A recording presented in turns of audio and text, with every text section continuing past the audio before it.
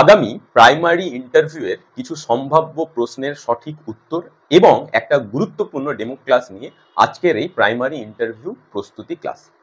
সেই ক্লাসে যাওয়ার আগে একজন সঠিক গাইড হিসেবে তোমাদের এখন প্রধান করণীয় কাজ কি সেটা একটু বলবো।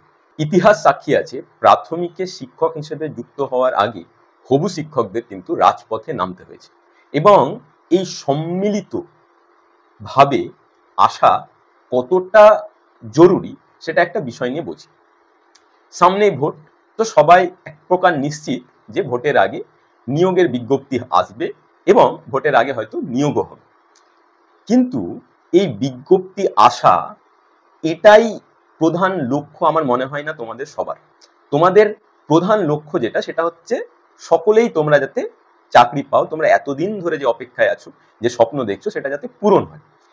সেটা পূরণ হবে যদি পর্যাপ্ত শূন্য পদ আসে এবং সেই পর্যাপ্ত শূন্য পদ ঠিক হবে রাজপথে পদের সংখ্যার উপর।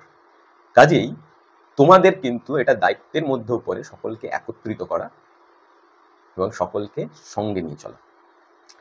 আমার অনুমান আগামীতে একটা বিরাট কম্পিটিশন আসছে, সেই কম্পিটিশনের জন্য তোমাদের প্রস্তুতিটাও সেই রূপ জোরালো হওয়া প্রয়োজন এবং সেই লক্ষ্যেই আজকের ক্লাস। তো চলো দেখি সেই ক্লাস। লাস্ট যে ইন্টারভিউ হয়েছে সেখান থেকে কিছু প্রশ্ন তোমাদের বলি। অনেক সময় ইন্টারভিউয়ার জিজ্ঞাসা করেন, শিক্ষার্থী ক্লাসে মনোযোগী না হলে আপনি কিভাবে পড়াবেন? শিক্ষার্থীদের শিক্ষণ প্রক্রিয়ায় মনোযোগ আকর্ষিত করতে আপনি কি করবেন? বা আনন্দদায়ক শিক্ষা কেমন হবে, যেটা রবীন্দ্র শিক্ষা দর্শন, সেটা কেমন হবে, সেটাকে কিভাবে আপনি ক্লাসরুমে কার্যকর করবেন? এই সমস্ত প্রশ্নের উত্তরের মধ্যে রয়েছে ইন্টারভিউয়ার কেমন ধরনের ডেমো তোমার থেকে এক্সপেক্ট করছেন, বা সবার থেকেই তারা কিন্তু এই রকমের ডেমো ক্লাসই এক্সপেক্ট করে, এই রকম শিক্ষণ দক্ষতা তারা কিন্তু এক্সপেক্ট করে, যেটা আমি আজকে তোমাদের যে ডেমো ক্লাস রয়েছে সেখানে সব ভেঙে ভেঙে পুরো বিষয়টাকে দেখাবো। তো এই যে প্রশ্ন যে কিভাবে শিক্ষার্থীদের আপনি ক্লাসে মনোযোগী করবেন, সেটার উত্তর এইভাবে বলা যেতে পারে, স্যার বিষয়টি আকর্ষণীয় হবে যদি সেটাকে গল্পের ছলে, খেলার ছলে এবং প্রয়োজনীয় টিএলএম সহযোগে শিক্ষার্থীদের সামনে পরিবেশন করা হয় এবং শিক্ষণ প্রক্রিয়ায় প্রশ্নকরণ ও উৎসাহ প্রদান করা হয়, তাহলে শিক্ষার্থীরা সক্রিয়ভাবে সেই শিক্ষণ প্রক্রিয়ার মধ্যে অংশগ্রহণ করবে এবং তাদের কাছে বিষয়টা আকর্ষণীয় হবে। তাহলে যারাই শিক্ষক হওয়ার জন্য প্রস্তুতি নিচ্ছ তারা প্রত্যেকেই এই উত্তরের সঙ্গে সহমত হবে যে বিষয়টা গল্পের ছলে, খেলার ছলে এবং প্রয়োজনীয় টিএলএম সহযোগে পড়াতে হয়, এবং তার মধ্যেও একটা গুরুত্বপূর্ণ বিষয় হচ্ছে শিক্ষার্থীদের প্রশ্নকরণ এবং উৎসাহ প্রদান, যাতে করে শিক্ষার্থীরা সেই শিক্ষণ প্রক্রিয়ায় সক্রিয় অংশগ্রহণ করে। তো এই বিষয়গুলোকেও তোমাকে তোমার ডেমোর মধ্যে রাখতে হবে। কিভাবে রাখবে সেটা আমি দেখাচ্ছি। আবার যদি ওনারা জিজ্ঞাসা করেন যে গণিত বিষয়টি কিভাবে পড়াবেন, বা গণিত শিক্ষণ কিভাবে আকর্ষণীয় করে তুলবেন, বা গণিত শিক্ষায় রবীন্দ্র শিক্ষা দর্শন কি, তোমরা যদি ক্লাস 3, 4 এবং 5-এ আমার গণিত বইটা দেখো, সেই আমার গণিত বইয়ের প্রথমেই কিভাবে গণিত বিষয়টা পড়ানো হবে এবং গণিত শিক্ষায় রবীন্দ্র শিক্ষা দর্শন কি সেটা কিন্তু বলা আছে। আমি তোমার এই যে প্রাথমিকের আমার গণিত 4র্থ শ্রেণীর এই যে বইটা, সেখানে রবীন্দ্রনাথ ঠাকুরের গণিত শিক্ষা দর্শনটা কি শুধু সেটুকু আমি তোমাদের সামনে বলি।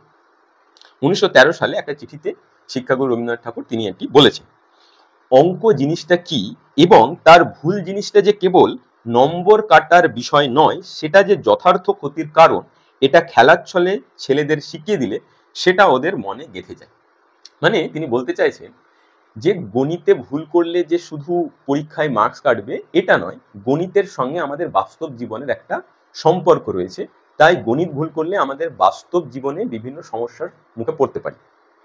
এই বিষয়টাকে যদি গল্পের ছলে, খেলার ছলে আকর্ষণীয় করে শিক্ষার্থীদের সামনে তুলে ধরা হয়, তাহলে তারা এটাকে খুব ভালোভাবে মনে রাখতে পারবে এবং এই বিষয়ের প্রতিও আকর্ষিত।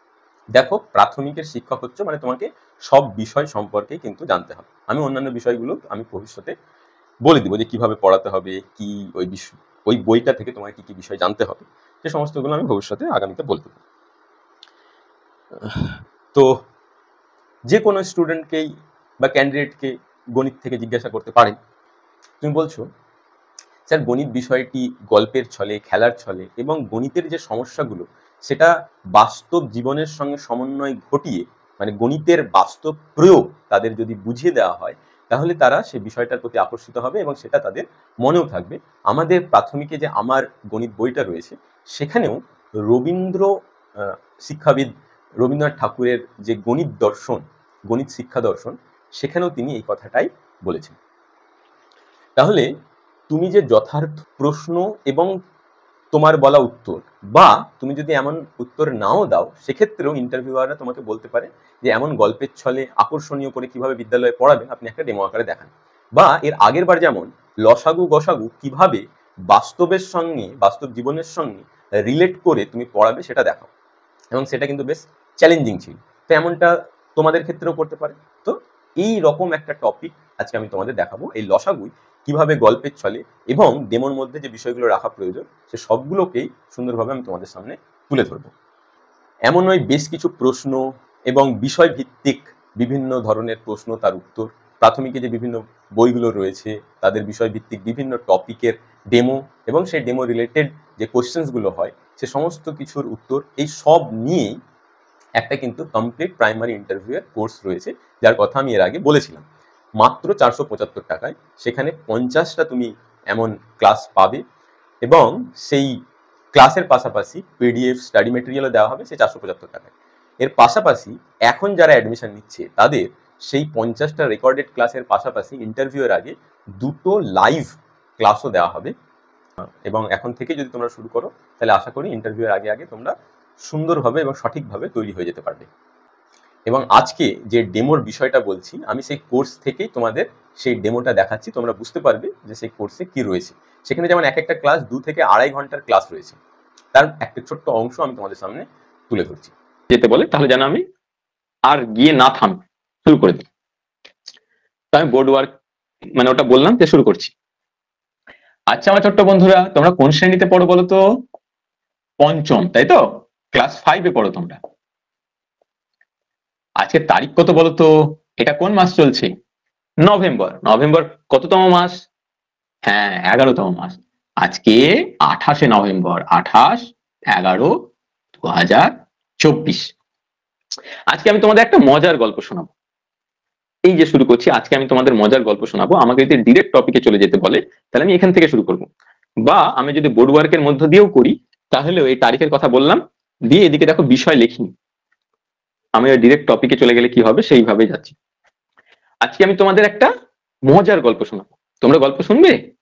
আচ্ছা, এই গল্পটার সম্পর্ক তোমাদের যে গণিত বই আমার গণিত তার সঙ্গে। খুব মজার গল্প, দুই বন্ধুর গল্প, বুঝলে? কি সম্পর্ক আমার গণিতের সে সম্পর্কে আসছি, বা গল্পটা কি সেটাও বলছি। তার আগে তোমরা বলো আমাকে যে চতুর্থ শ্রেণীতে তোমরা যে গুণনীয়ক গুণিতক শিখেছিলে সেটা কি তোমাদের মনে আছে? মনে আছে সকলের? আচ্ছা তাহলে বলো দেখি আমাকে, 6-এর গুণিতক কি হবে? গুণিতক, গুণিতককে ইংরেজিতে কি বলে বলো তো? গুণিতককে ইংরেজিতে কি বলে বলো? মাল্টিপল, তাই তো? তাহলে বলো তো 6-এর গুণিতক কি কি হবে? 6-এর ঘরের নামটা, তাই তো? আচ্ছা 6-এর ঘরের ঠিক নামটা নয়, যাক তোমাদের বিষয়টা মনে আছে, 6, 12, 18, 24, এই যে সংখ্যাগুলো এগুলো হচ্ছে 6-এর গুণিতক। গুণিতকটা কি? কোন প্রদত্ত সংখ্যা, যে সংখ্যাগুলো কোন একটি প্রদত্ত সংখ্যা দ্বারা সম্পূর্ণরূপে বিভাজ্য হবে সেই সংখ্যাগুলো সেই প্রদত্ত সংখ্যার গুণিতক। মানে যে সংখ্যায় এই 6 দ্বারা সম্পূর্ণরূপে বিভাজ্য হবে সে সংখ্যাটা 6-এর গুণিতক। এটাই তো? বাহ, খুব ভালো মনে আছে। তাহলে তোমরা গল্পটা ভালোভাবে বুঝতে পারবে। এই গল্পে ওই যে বললাম দুটো বন্ধু আছে, একজনের নাম হচ্ছে অমিত আর একজনের নাম হচ্ছে রহিম।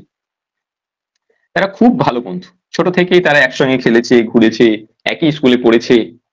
কিন্তু তারা এখন বড় হয়ে গেছে, বড় হয়ে খুব ব্যস্ত হয়ে গেছে, নিজের নিজের কাজে খুব ব্যস্ত। তারা যখন ছোটবেলায় ছিল তারা একসঙ্গে থাকতো, একসঙ্গে খেলতো, তাদের গ্রামে একটা বড় মেলা হতো, তো সেই মেলাও তারা দুজন মিলে একসঙ্গে সে মেলা ঘুরে বেড়াতো। কিন্তু এখন কর্মব্যস্ততার কারণে আর একসঙ্গে তাদের থাকা হয় না। কিন্তু তাদের গ্রামে যখন মেলাটা হয়, এত বড় মেলা না, 1 মাস ধরে মেলা হয়, তো সেই মেলায় তারা বিভিন্ন দায়িত্ব পালন করে। মেলা অত বড় মেলা, সেটা দেখাশোনার জন্য মেলা কমিটি রয়েছে। তো অমিত রহিম তারা সেই কমিটিতে থাকে এবং তাদের নিজের নিজের দায়িত্ব সেখানে পালন করে। তো মেলাতে একবার অমিতকে বলা হয়েছে প্রতি 6 দিন পর পর এসে মেলায় সব ঠিকঠাক আছে কিনা সেটা দেখা, কারো কোনো অসুবিধা হচ্ছে কিনা সেটা দেখা। অমিতের জন্য কমিটির তরফ থেকে ঠিক হয়েছে 6 দিন পর পর সে এসে দেখবে। প্রতিদিন তো আসা সম্ভব নয়, তার নিজের কাজ আছে। রহিমের জন্য বলা হয়েছে যে সে 4 দিন পর পর এসে মেলার সবকিছু ঠিকঠাক হচ্ছে কিনা সেটা দেখবে। অমিত আর রহিম তারা ফোনে কথা বলছে, যে তারা জানালো আমি 6 দিন পর পর আসবো, ও বলছে আমি 4 দিন পর পর, আমাকে তো মেলা কমিটি থেকে বলা হয়েছে। তারা দু বন্ধু ভাবলো যে এমন কোন একটা দিন যদি হতো, সেদিন তুইও মেলার কাজের জন্য আসবি, আমিও মেলার কাজের জন্য আসবো, মেলার কাজটাও দেখা হবে, আবার যেমন ছোটবেলায় একসঙ্গে মেলাটাকে এনজয় করতাম, মজা করতাম, সেটাও করা হবে। এমন কি কোনো দিন হবে? এই অমিত রহিম যখন তোমাদের মতন 5ম শ্রেণীতে পড়তো, তারা কিন্তু লসাগু শিখেছিল ভালোভাবে। লসাগু আবার কি? আচ্ছা বলছি, আজকের পাঠে আমরা এই লসাগু বিষয়টা কি সেটা জানবো, ঠিক আছে? তারা লসাগু শিখেছিল বলেই তারা হিসাব করে দেখে নিল কোন দিন, মানে সর্বনিম্ন কতদিন তাদেরকে অপেক্ষা করতে হবে একসঙ্গে ওই মেলায় আসার জন্য। সেদিন কি কি করবে না করবে তারা আগে থেকে প্ল্যান করে নিতে পারলো। তো চলো আমরাও দেখি যে অমিত রহিম কোন দিন দুজনেই একসঙ্গে মেলায় থাকবে, মেলার কাজও দেখবে এবং দুই বন্ধু মেলাটাকে এনজয় করবে। সেটা বের করতে গেলে তো আমাদের লসাগু শিখতে হবে, তাই না? না হলে কিভাবে করবো? ওরা তো জানতো তাই ওরা করে ফেলছে। চলো তাহলে লসাগু দেখি কি। লসাগু এগুলো সংক্ষেপে নাম, এর একটা বড় নাম আছে। যেমন ল দিয়ে হচ্ছে লঘিষ্ঠ, সা দিয়ে সাধারণ, গু দিয়ে গুণিতক, গুণিতকের গু। এর আবার একটা ইংরেজি নামও আছে, LCM, লোয়েস্ট। ওই যে বলছিলাম সর্বনিম্ন কতদিন তাদেরকে অপেক্ষা করতে হবে। কমন, সাধারণ, মাল্টিপল। তোমাদের তো মাল্টিপল মনে আছে, 6-এর মাল্টিপল গুলো কি কি তাহলে আমরা লিখে দিই। 6, 12, 18, 24। 4-এর গুণিতক কি কি হয় বলতো দেখি তাহলে। 4, 8, 12, 16, তারপরে 20, 24। তাহলে অমিত 6 নম্বর দিনে আসবে, তারপরে আবার 12 নম্বর দিনে, তারপরে আবার 18 নম্বর দিনে, আবার 24 নম্বর দিনে। তারপরে তো মেলা শেষ হয়ে যাচ্ছে, তারপরে 30 নম্বর দিনে আসবে। 30 দিন, 1 মাস ধরে চলে। এই 24, 28, তারপরে মেলা শেষ হয়ে যাচ্ছে। তাহলে অমিত দেখো এই 12 নম্বর দিনে আসছে, রহিম 4 নম্বর দিন, তারপরে 8 নম্বর দিন, তারপরে 12 নম্বর দিন। তাহলে তাদেরকে সর্বনিম্ন 12 দিন অপেক্ষা করতে হবে মেলায় একসঙ্গে কাজ এবং এনজয় করার জন্য। এবার তাহলে তোমরা তো বুঝতে পারলে অমিত রহিম কিভাবে নিজেদের ঠিক করে নিল, হিসাব করে বের করে নিল। এই যে করলো না তারা, এটাই হচ্ছে লসাগু। লসাগু হচ্ছে এই যে 6-এর মাল্টিপল গুলো আছে, গুণিতক গুলো আছে, এবং 4-এর গুণিতক গুলো আছে, এই দুটো গুণিতকের সারির মধ্যে কোন গুণিতক গুলো কমন।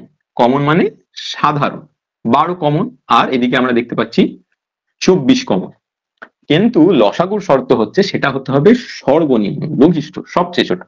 তাহলে 12-র চেয়ে ছোট কোন গুণিতক কি দুটো সারির মধ্যে কমন বা সাধারণ আছে? নেই। 12ই হচ্ছে সবচেয়ে ছোট বা লঘু, লঘিষ্ঠ গুণিতক।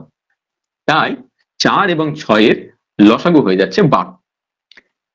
4 এবং 6-এর লসাগু হলো 12। চলো আরো কয়েকটা সংখ্যার আমরা দেখে নিই লসাগু কি হবে। তো আমরা যে সংখ্যাগুলো নিব তাদের গুণিতকগুলো লিখে দেখব সেই সংখ্যাগুলোর গুণিতকগুলোর মধ্যে সাধারণ গুণিতক কি আছে এবং সেটা সবচেয়ে ছোট কিনা। সবচেয়ে ছোট সাধারণ গুণিতক সংখ্যাগুলোর যেটা পাবো সেটাই হবে সেই সংখ্যাগুলোর লসাগু। আমরা কয়েকটা এক্সাম্পল নিয়ে আরো দেখে নিই, তাহলে তোমরা এটা বুঝতে পারবে।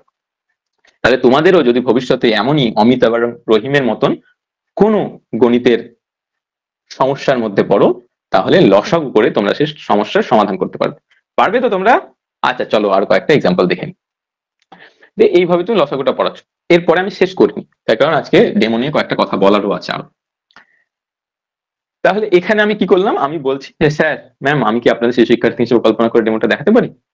হ্যাঁ, ধন্যবাদ স্যার, ধন্যবাদ ম্যাম বলেই আমি শ্রেণী, তারিখ দিয়ে তারপরে বিষয়ের কথাটা ওই কথা বলার মধ্যে দিয়ে বিষয়ের কথা এলো।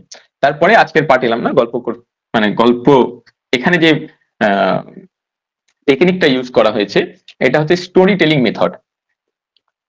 স্টোরি টেলিং মেথড তোমরা যেটা পড়েছো বাংলাতে গল্পের ছলে শিক্ষা। কি হয়েছে, তার পূর্ব জ্ঞান হিসেবে গুণিতকের ধারণা নেওয়া হয়েছে। এটা হচ্ছে পূর্ব জ্ঞান। এই পূর্ব জ্ঞানের সঙ্গে সমন্বয় সাধন করে একটা নতুন বিষয় তাদেরকে শেখানো হলো। পূর্ব জ্ঞান হলো স্টোরি টেলিং মেথড, যেটা বাচ্চাদেরকে আকর্ষিত করবে, আকর্ষণ বোধ করবে, মজা লাগবে। তারপরে গণিত যেহেতু পড়াচ্ছি, বাস্তব জীবনে তার প্রয়োগ এবং বাস্তব জীবনে তার গুরুত্ব, তাকে যে বিষয়টা জানতে হবে, না হলে যে পরে চলতে সমস্যা হতে পারে, এটাই এই রহিম এবং অমিতের গল্পের মধ্যে দিয়ে বলা হয়। তাহলে এরপরে তোমাদের মনের মধ্যে একটা কিন্তু প্রশ্ন জাগবে যে স্যার, এ তো ডেমোটাতে তো অনেকটা সময় লাগলো, তো এতটা সময় কি নেওয়া যাবে? এবার আমি কয়েকটা কথা বলি। ধরে নাও তুমি এরকম শ্রেণী, তারিখ, বিষয়, আজকের পাঠ এমন ভাবে তোমাকে ইন্টারভিউয়ার বলতে দিল, তার মানে তোমাকে একটু হলেও বেশি সময় দিবে, অ্যাটলিস্ট 3.5-4 মিনিট দিবে, 3.5 মিনিট তো দিবেই। তাতে করে দেখা যাচ্ছে তুমি এই লসাগু বা এলসিএম অব্দি আসলে, মানে কি সেটা, লসাগু এবং এলসিএমটা কি সেটা এক্সপ্লেন করার সময় পেলে না। শুধু এই যে আমি বললাম যে ওরা এটা লসাগুর মধ্য দিয়ে সমাধান করলো, লসাগু লঘিষ্ঠ সাধারণ গুণিতক, এলসিএম লোয়েস্ট কমন মাল্টিপল। এরপরে তোমাকে ধরনের থামিয়ে দিলে তোমার মনে হতে পারে, আরে যা, আমার তো ডেমোটাই দেখানো হলো না, লসাগু কি সেটা যে বের করব সেটাই তো বের করা হলো না, তাহলে মনে হয় আমার ডেমোটা ভালো হয়নি। এমনটা নয়। তার কারণ হচ্ছে তুমি যে পূর্ব জ্ঞানের কথা বলেছো, একটা গল্প সাজিয়েছো এটা বোঝানোর জন্য, এবং একটা সমস্যা তৈরি করে বাস্তব জীবনের একটা সমস্যা এনে বিষয়টা পড়াচ্ছ বা পড়াবে, ইন্টারভিউ বুঝে নিবে যে না, এইভাবে বিদ্যালয়ে পড়াবে, এর দক্ষতা আছে। তোমাদের viva plus aptitude test. Aptitude test মানে তোমার পড়ানোর দক্ষতা আছে কিনা তার পর্যালোচনা করা। তারা এটা দেখতে চায় না যে তুমি পড়াচ্ছ কিনা। যদি ওটাই হতো তাহলে তো পড়াতে সবাই পারবে। যে লসাগু জানে যে কিভাবে লসাগু ক্যালকুলেশন করতে হয়, তাকে তো বলা হয় লসাগুটা কিভাবে ক্যালকুলেশন করতে হয় দেখাতো, ঝটঝট করে, আরে কিছুই না, 6-এর ফ্যাক্টর বের কর, 4-এর ফ্যাক্টর বের কর, কোনটা কমন দেখ, সেটাই লসাগু লঘিষ্ঠ সাধারণ গুণিত, করাতে পারবে। কিন্তু এটা তো উদ্দেশ্য নয় বলেই তো 2 বছরের ট্রেনিং করানো হচ্ছে। তো আগেও তো যারই জ্ঞান আছে কোন একটা বিষয় সেই পড়াতে পারবে, কিন্তু 2 বছর ট্রেনিং এ তোমাকে শেখানো হয়েছে প্রাথমিকের বাচ্চাদের জন্য তুমি কিভাবে পড়াবে, তোমাকে স্টোরি টেলিং মেথড ব্যবহার করতে হবে, খেলার ছলে পড়াতে হবে, গল্পের ছলে পড়াতে হবে, পূর্বজ্ঞান যাচাই করতে হবে, বাস্তব জীবনে যেটা শেখাচ্ছ তার প্রয়োগ তাদের বোঝাতে হবে। এগুলো তোমাদের ডিএলএড এ করানো হয়েছে, এবং তুমি এটা ভালোভাবে শিখেছো কিনা সেটাই তোমার ইন্টারভিউ এর ডেমো ক্লাসের মধ্যে দিয়ে ইন্টারভিউয়ার দেখে নিচ্ছে যে এ কতটা দক্ষ। এই যদি সব খুব ভালো হয় তাহলে একে অ্যাপটিটিউড টেস্টে যে 5 দেওয়া হয়েছে সেই 5টা দাও। যদি দেখা যায় যে না, এ অত ভালো হচ্ছে না, এত ভালো দক্ষতা নেই, পড়ানোর দক্ষতা নেই প্রাথমিকে, তাহলে 5-এ 5 পাওয়ার যোগ্য নয়। এরপরে যদি তুমি মানে কেউ যদি এমন ভাবে যে ডিরেক্ট এরকম করবো না, তাহলে হয়তো সে লসাগু কি এটা বলে দিতে পারবে। তাকে লসাগু পড়াতে পারো, সে ডিরেক্ট বললো যে আচ্ছা আজকে আমরা লসাগু পড়বো, আজকের পাঠ লসাগু। লসাগু হচ্ছে লঘিষ্ঠ সাধারণ গুণিতক, এই দুটো এক্সাম্পল নিয়ে সেটা কি বলে দিল, দেখো এই দুটোর মধ্যে 12, বুঝিয়ে দিল লসাগুটা কি। কিন্তু ওটা উপযুক্ত হবে না। এতগুলো কথা বলার আমার উদ্দেশ্য হচ্ছে যে আমি বিষয়টাকে সম্পূর্ণ পড়াবো, এটা উদ্দেশ্য না হয়ে উদ্দেশ্য হওয়া উচিত পড়ানোর দক্ষতাটাকে দেখানোর জন্য যে পয়েন্টগুলো থাকা প্রয়োজন সেগুলো যেন 3 মিনিটের মধ্যে তুমি তুলে দিতে পারো। এবার এই টপিকটাকে আমি ডিরেক্ট এটাকে যদি পড়াতে বলেন ওনারা তাহলে কিভাবে পড়াবে এবং তুমি 3 মিনিটের মধ্যে কতটা পড়াবে সেটা তোমাকে দেখাচ্ছে। তারপরে তোমাদের এই ডেমো নিয়ে কার কি কথা বলার আছে সেটা একটু জানবো।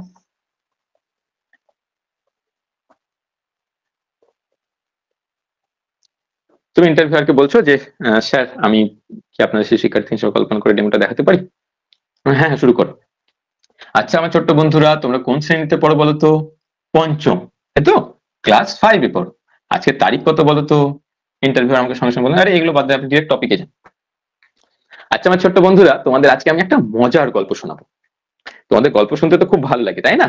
আচ্ছা গল্পটা আমি বলবো তার আগে তোমরা আমাকে বলো যে 4র্থ শ্রেণীতে তোমরা যে গুণিতক এবং গুণনীয়ক শিখেছিলে, ওটা তোমাদের মনে আছে কিনা? মনে আছে? আচ্ছা, গুণিতক 6 এর গুণিতক কি হবে বলো তো? আচ্ছা, গুণিতককে ইংরেজিতে কি বলে বল? আমি কিন্তু বলেছিলাম ইংরেজি নামটা। গুণিতককে ইংরেজিতে কি বলে? মাল্টিপল বলে। আচ্ছা, 6 এর গুণিতক বলো তো? 6 এর ঘরে নামটা পড়তে লাগি। আচ্ছা হ্যাঁ, ঠিকই বলেছো। আসলে গুণিতক হচ্ছে 6 গুণিতক গুলো লিখি। তোমরা যেমন বলছো 6 ঘরের নামটা, 6, 12, 18, 24, 30, এই তো গুণিতক, তাই তো? মানে যে সংখ্যাগুলো প্রদত্ত সংখ্যা দ্বারা সম্পূর্ণরূপে বিভাজ্য হবে, সে সংখ্যাগুলোই হচ্ছে সেই সংখ্যাটির গুণিতক, এটাই তো? তাহলে কোন একটা সংখ্যা সেটা যদি 6 দ্বারা বিভাজ্য হয়, সেটা তাহলে 6 এর গুণিতক হবে। বাহ, খুব ভালো। কেন গুণিতকের কথা জিজ্ঞাসা করছি? আসলে তোমাদের যে গল্পটা বলবো তার মধ্যে এই গুণিতক কথাটা আসবে। খুব সুন্দর গল্প, দুটো বন্ধুর গল্প। একটা বন্ধুর নাম হচ্ছে অমিত, আর একটা বন্ধুর নাম হচ্ছে রহিম। তারা খুব ভালো বন্ধু, ছোট থেকে একসঙ্গে বড় হয়েছে, একসঙ্গে খেলেছে, স্কুলেও একসঙ্গে যেত। এমনকি তাদের গ্রামে একটা বড় মেলা হতো, 1 মাস ধরে মেলা। সেই মেলাতেও 1 মাস ধরে তারা একসঙ্গে এনজয় করতো। কিন্তু এখন তারা বড় হয়ে গিয়েছে, কাজকর্ম নিয়ে আর একে অপরের সঙ্গে দেখা হয় না। তো এমনই একটা মেলার সময় তাদেরকে মেলা কমিটিতে, তারাও আছে, অমিত রহিম দুজনেই আছে। অমিতকে মেলা কমিটি থেকে ঠিক করা হয়েছে যে সে প্রতি 6 দিন পর পর এসে মেলায় সবকিছু ঠিকঠাক আছে কিনা সেটা দেখবে। রহিমকে বলা হয়েছে সে প্রতি 4 দিন পর পর এসে দেখবে মেলার কাজ সব ঠিকঠাক হচ্ছে কিনা। অমিত রহিম ফোনে কথা বললো যে, অমিত বললো আমাকে 6 দিন পর পর যেতে হবে। রহিম বলছে আরে আমাকে তো 4 দিন পর পর যেতে হবে। দুজনে বলছে যে এমন কোন একটা দিন হবে না যেদিন দুজনেরই একসঙ্গে মেলা দেখাশোনার দায়িত্বে থাকবো, আর দুই বন্ধু আবার আগের মতন একটা দিন একসঙ্গে মেলা এনজয় করতে পারবে? এমন কি কোনো দিন হবে? অমিত রহিম তোমাদেরই মতন যখন 5ম শ্রেণীতে পড়তো, তখন তারা গণিতের একটা বিষয় শিখেছিল, লসাগু। আজকে তোমাদের এই লসাগু বিষয়ে আমি একটু জানাবো। তারা লসাগু শিখেছিল বলেই তারা সহজে সমাধান করে দিল যে তাদের সর্বনিম্ন কতদিন অপেক্ষা করতে হবে একসঙ্গে মেলায় কাজ দেখাশোনা এবং ঘোরার জন্য। লসাগুটা কি? লসাগু হচ্ছে একটা বড় কথার সংক্ষিপ্ত রূপ। ল দিয়ে লঘিষ্ঠ, স দিয়ে সাধারণ, গু দিয়ে গুণিতক। এর একটা ইংরেজি নামও আছে, তাকে এলসিএম বলে, লোয়েস্ট কমন মাল্টিপল। চলো দেখে নি এই এলসিএম বা লসাগু কি, আর অমিত রহিম কি কোন দিন একসঙ্গে মেলায় থাকবে সেটাও দেখে নি তারা কিভাবে সমাধান করবে। তো 6 এর গুণিতক গুলো আমরা লিখি। 6, 12, 18, 24, 30। 4 এর গুণিতক গুলো কি হয় বলো দেখি তাহলে একই রকম ভাবে। 4, 8, 12, 16, 20, 24, 28। এরপরে তো মেলা শেষ হয়ে যাচ্ছে, এটুকু লিখি। দেখো অমিত 6 দিন পর আসছে, আবার 12 দিন পরে আসছে, আবার 18 দিন পরে আসছে। রহিম 4 দিন পর আসছে, আবার 8 দিন পর আসছে, আবার 12তম দিনে আসছে। তাহলে 12তম দিনে অমিতও আসছে, রহিমও আসছে। তাহলে 12তম দিনে কিন্তু তারা একসঙ্গে থাকতে পারবে। আর আমাদের যে লসাগু, সেখানেও দেখো এই যে 6 এর গুণিতক গুলো দেখো, আর এই 4 এর গুণিতক গুলো দেখো, দুটো সারির মধ্যে 12 দুজনের মধ্যেই কমন, আবার এদিকে গিয়ে 24ও কমন থাকছে, না? 24ও সাধারণ গুণিতক দুটোরই মধ্যে আছে। কিন্তু লসাগুর শর্ত হচ্ছে সেই গুণিতকটা হতে হবে লঘিষ্ঠ, সবচেয়ে ছোট। তাহলে 12ই সবচেয়ে ছোট গুণিতক, যেটা 6 এর গুণিতকের মধ্যেও আছে, 4 এর গুণিতকের মধ্যেও আছে। তাহলে 4 এবং 6 এর লসাগু হলো 12। তাহলে তোমরাও যদি এই অমিত আর রহিমের মতন কোনো সমস্যার মধ্যে পড়ো, তাহলে লসাগু করে বের করতে পারবে তো? বাহ, চলো আরো আমরা কয়েকটা এক্সাম্পল দেখে, যে তুমি আরো দুটো হয়তো এক্সাম্পল এখানে এক্সপ্লেন করছো।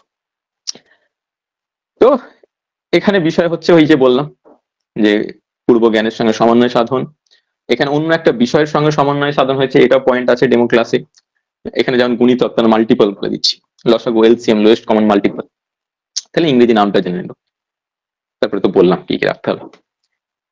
তোমরা যখন দেখছিলে ডেমোটা তখন তোমাদের কেমন লাগছিল, তখন তোমরা দেখলে এবং গল্পের মধ্য দিয়ে যখন তোমাদের লসাগুটা বললাম তোমাদের কেমন লাগলো সেটা বলো।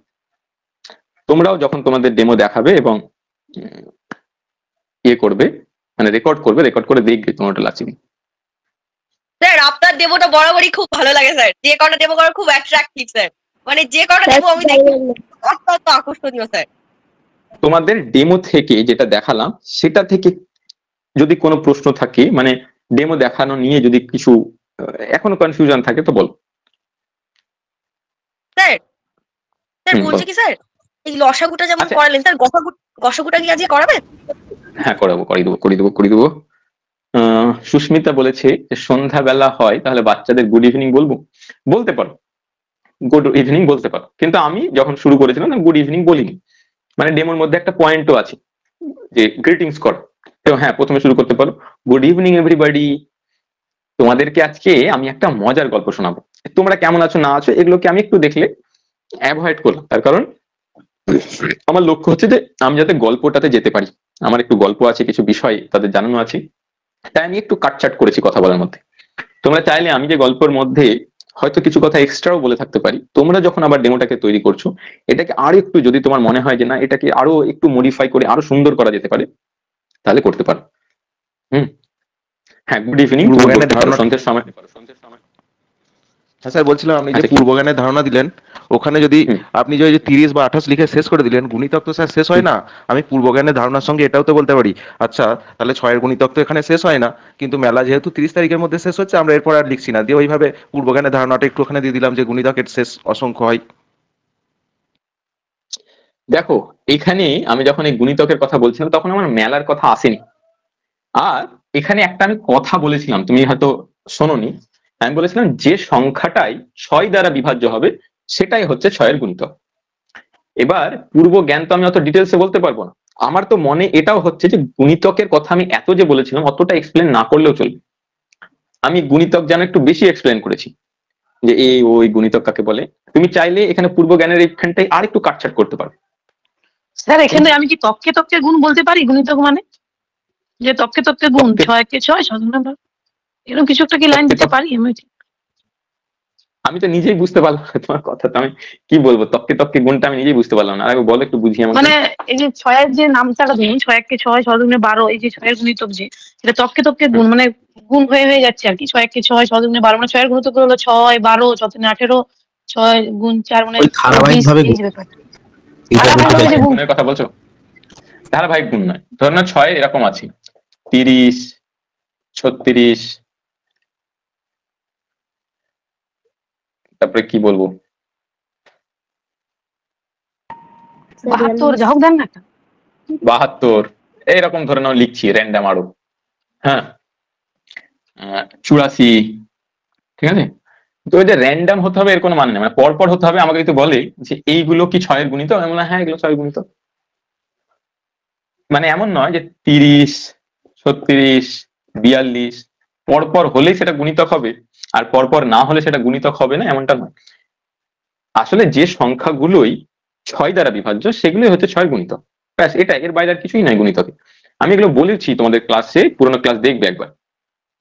না না এগুলো তো উৎপাদক, হ্যাঁ এগুলো সবই বলেছি দেখবে, যেমন গুণনীয়ককে উৎপাদক বলে, ফ্যাক্টর গুণনীয়কের ইংরেজি। হ্যাঁ বলো। স্যার আমি যদি চকলেটের কথা বলি এখানটায়, না ক্লাসের কথা উল্লেখ করে যদি চকলেটের কথা বলি তখন আমি একটা চকলেটের ছবিও আঁকতে পারবো সাইডে, ওটা একটা দেখাবে যে এই টিএলএম এর ব্যবহার হচ্ছে।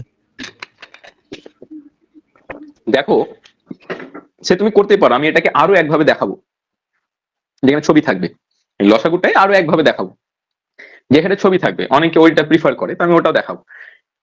কিন্তু একটা কথা আমি তোমাকে বলে রাখি, এর আগেও বলেছিলাম, ছবি আঁকলেই যে ভালো ডেমো হয় এমনটা নয়। আমারই ক্যান্ডিডেট আছে যে উইদাউট ছবি ডেমো দেখিয়েছে, মানে ডেমোটা খুব সুন্দর হয়েছে এবং সে ইন্টারভিউ 10 আউট অফ 10 পেয়েছে, মানে অ্যাপটিটিউড টেস্টে তাকে 5 দেওয়া হয়েছে। এমনকি আমাকে যদি বলো যে এই ডেমোটা নিয়ে, তা আমি বলবো যে এটা বেটার ওই ছবিটার থেকে, আমি ছবিটাও দেখাচ্ছি। আর তুমি এখানে চকলেট দিয়ে কিভাবে এটা করবে আমি বুঝতে পারছি না, তো দেখলে হয়তো বুঝতে পারতাম যে কিভাবে লসাগুটাকে তুমি চকলেট দিয়ে করবে, আমি যেহেতু বুঝতে পারছি না তাই আমি বলতে পারলাম ওটা। এটা জেনে রাখো, হ্যাঁ পরে দেখাও যে গসাগুর ক্ষেত্রে যেমন আমি একটা ছবি দিয়ে দেখাবো, লসাগুর একটা ছবি হয়, সেটাও আমি দেখাচ্ছি এখন। কিন্তু আমাকে যদি বলো যে স্যার এখানে তো কোনো ছবি হলো না, এটাতে কি একটু মানে কেমন মনে হচ্ছে আপনার, কি বলবে, এটা কি অতটা ভালো নয় ছবি হয়নি বলে? আমি বলবো না, ছবির এখানে দরকারই নেই। এখানে তো আমি স্টোরি টেলিং এর মধ্যে দিয়ে বলছি, মানে গল্পের ছলে শিক্ষা করাচ্ছি, তো গল্পের ছলে আমার এখানে ছবি নাই থাকতে পারে। আচ্ছা, এবার চল লসাগুটা আমি ছবি সহকারে দেখাই। আর তোমরা এখানে আমি একটা খেয়াল করলে, আমি শ্রেণী তারিখ এটা লিখছিলাম, লিখতে লিখতে ইন্টারভিউয়ার বললেন যে আরে আপনি ডিরেক্ট টপিকে যান, কারণ আমি ডিরেক্ট না কথা ভেবেই তখন আমি কিন্তু ডিরেক্ট টপিকে গেলাম। এবং যখন আমি ডিরেক্ট টপিকে গেলাম তখন এই যে বিষয় আমার গণিত এটা এলো না, ওখানে শুধু একটা কথা এলো, আজকের পাঠ লসাগু। এই বিষয়টা আই হোপ যে তোমরা খেয়াল করেছো। তবে কেউ যদি চায় যে বিষয়ের কথা লিখবে, লিখতেও পারে, মানে যেমন ভাবে আমি ওখানে শুরু করেছিলাম যে আজকে আমি তোমাদের একটা মজার গল্প শোনাবো, এই গল্পটা তোমাদের যে আমার গণিত বই আছে সেই বইয়ের সঙ্গে সম্পর্কিত, তোমাদের বিষয় আমার গণিত, এই কথাটা লিখতে পারো।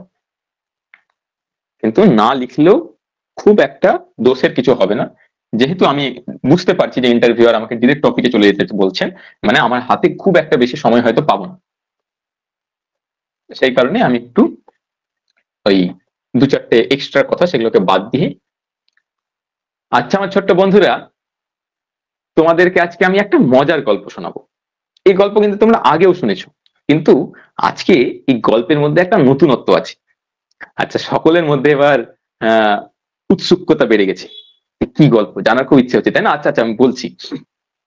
তার আগে বলো, চতুর্থ শ্রেণীতে তোমাদেরকে আমি গুণিতক শিখিয়েছিলাম, খরগোশের লাফ দিয়ে দিয়ে গুণিতক। গুণিতকের কথা মনে আছে তোমাদের? গুণিতক কি বলতো? গুণিতক হচ্ছে মাল্টিপল, গুণিতককে মাল্টিপল বলে, তাই তো? আর আমি তোমাদের মজার ছলে খরগোশ আঁকাও শিখিয়েছিলাম, সেটা মনে আছে? জিজ্ঞাসা চিহ্ন দিয়ে। এই চিহ্নটাকে কি বলে? জিজ্ঞাসা চিহ্ন, তাই তো? ইংরেজিতে বলে ইন্টারোগেটিভ সাইন। দেখো কিভাবে এটা একটা খরগোশ হয়ে যাচ্ছে, দেখো তো।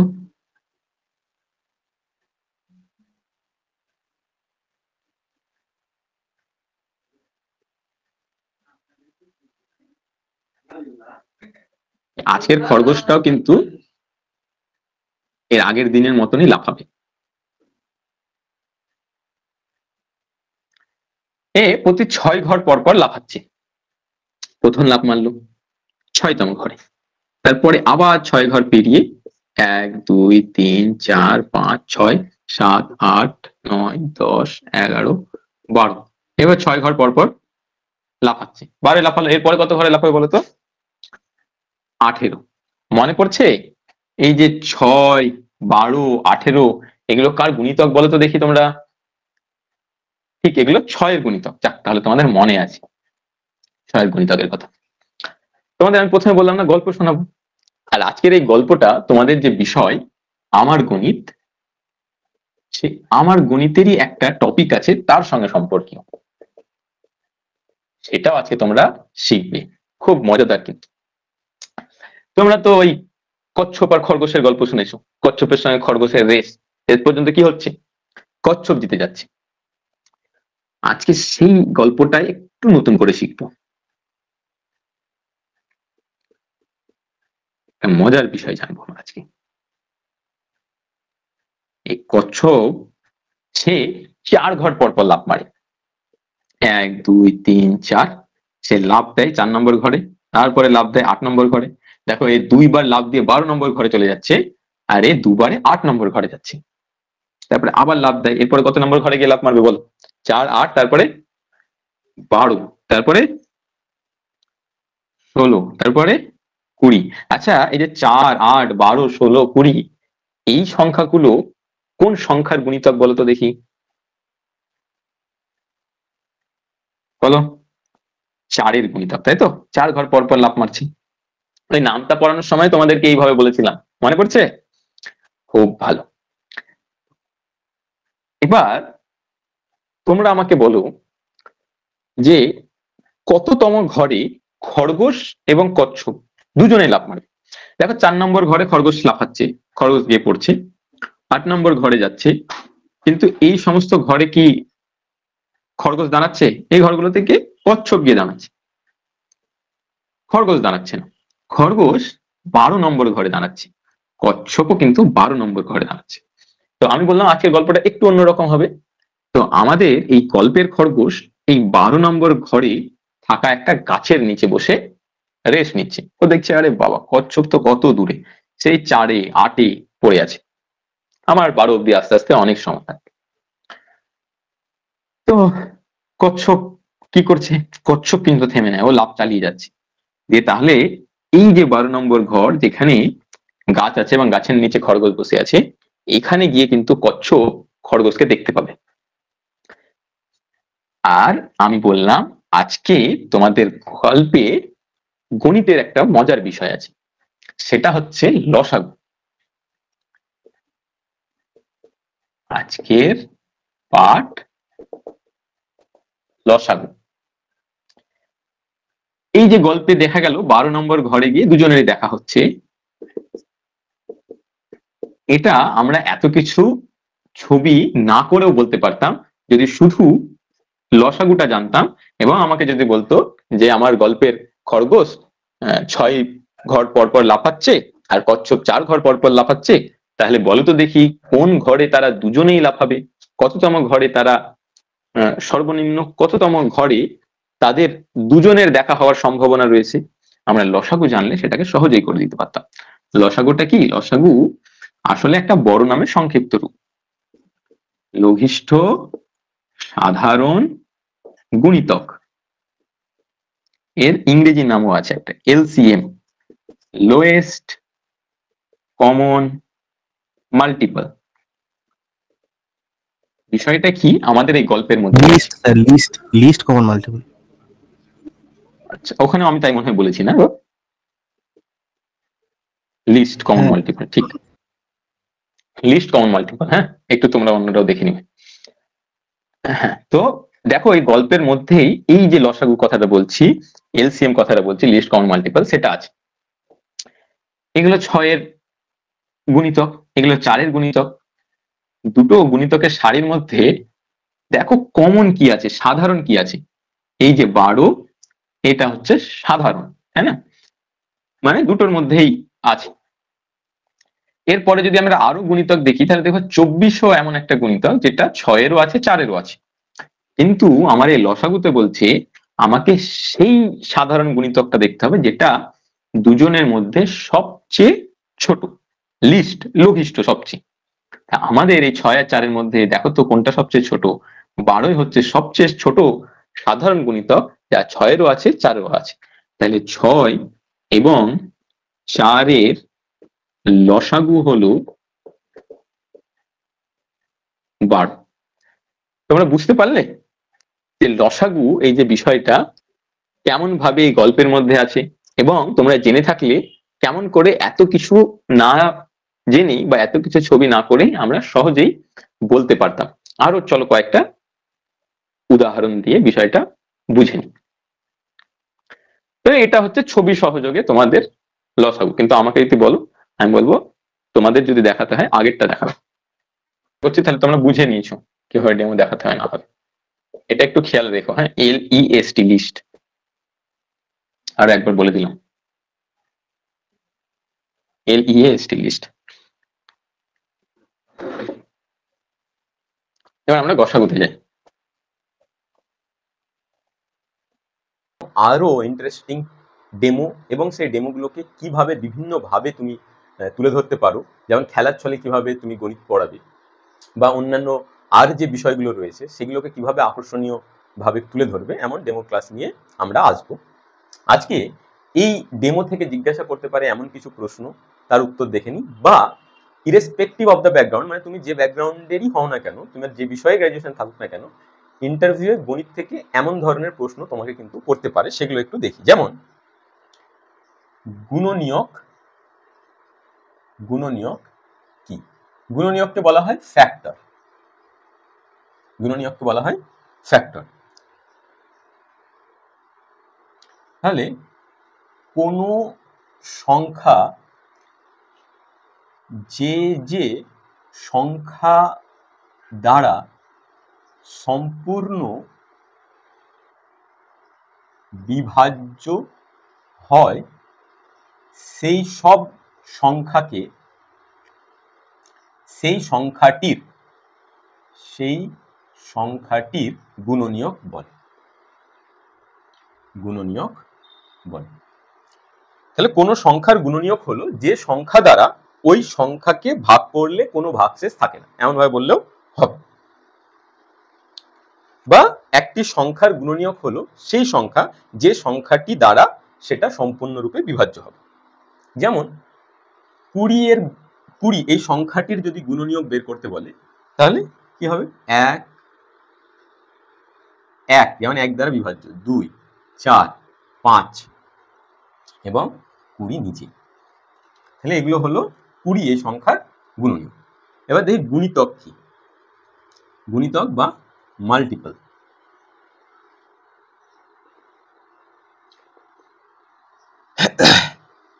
একটি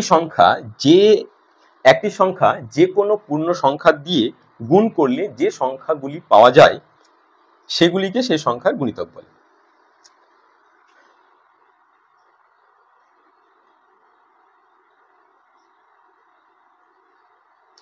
একটি সংখ্যাকে পূর্ণ সংখ্যা দ্বারা গুণ করলে যে সংখ্যাটি পাওয়া যায় সেটি হলো ওই সংখ্যার গুণিতক।